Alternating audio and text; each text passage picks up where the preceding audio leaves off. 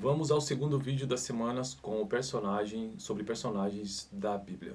Esta semana toda estou tratando sobre Caifás, então são 5 vídeos, este é o vídeo parte 2 sobre Caifás, que foi o sumo sacerdote da época de Cristo, ali naquela época de Jesus Cristo, da primeira parte, ele foi o sumo sacerdote. Nós vimos no vídeo passado que, entre várias coisas, por isso que eu estou tendo que dividir em 5 partes, porque eu tenho vários textos sobre Caifás aqui, e são longos, então eu fui obrigado a dividir em 5 partes. Dá uma olhada no vídeo parte 1, que eu vou deixar lá no final, mas ali nós entendemos que a figura do sumo sacerdote, ele apenas era o responsável pela supervisão do templo em si, segundo o texto, e que ele não era de fato um líder religioso em si. Os líderes religiosos eram chamados de rabis, aqueles que realmente interpretavam e cuidavam da estrutura teológica dos ensinamentos judaicos. Bom, então vamos à parte 2. Na época da ocupação romana, aliás, antes disso, eu estou construindo uma playlist de teologia aqui no canal, e esta é uma playlist específica sobre personagens da Bíblia de A a Z. Eu sempre tive interesse em conhecer um pouco a história dos personagens da Bíblia, e eu já gravei todos os personagens com a letra A e com a letra B, e hoje nós estamos no personagem Caifás, que é o primeiro da letra C, mas estou tendo que dividir em 5 vídeos. Na época da ocupação romana, o sumo sacerdote tinha de bajular os romanos se quisesse sobreviver. Ele era designado pelo governador romano e podia ser substituído por ele com a mesma facilidade caso não o agradasse. Então, de fato, o sumo sacerdote era um cargo aparentemente muito político, né? O cargo era muito cobiçado por causa da grande riqueza, do poder e da posição em que o acompanhava. Caifás foi designado para o cargo em 18 depois de Cristo por Valério Grato, governador da província da Síria, a província que incluía a Palestina.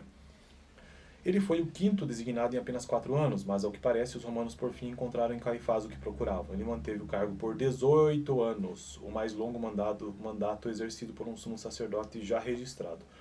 O período médio de um mandato durava 4 anos. Recentemente os arqueólogos descobriram que acreditavam ser as casas de Caifás de seu sogro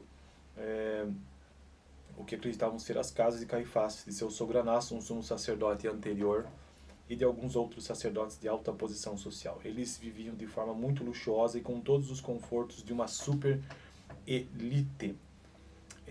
A Páscoa era uma época muito lucrativa para a cidade de Jerusalém, e em especial para os sacerdotes. Era a época em que os peregrinos judeus de todo o mundo conhecido viajavam a Jerusalém, chegando às centenas de milhares da cidade.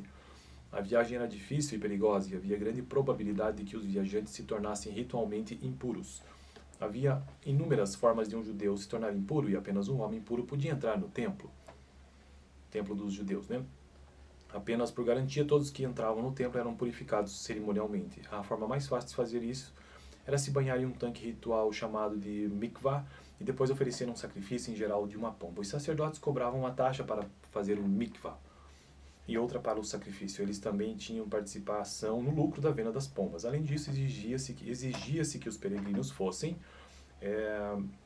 fizessem uma oferta em dinheiro no templo, e a lei proibia o uso de qualquer moeda com imagem gravada para presentear o templo.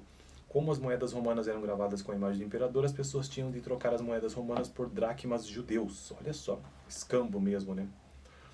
É uma casa de câmbio, na verdade. Desnecessário dizer que também havia uma taxa para este câmbio. No início, essas vendas e trocas eram oferecidas como um serviço para ajudar os adoradores.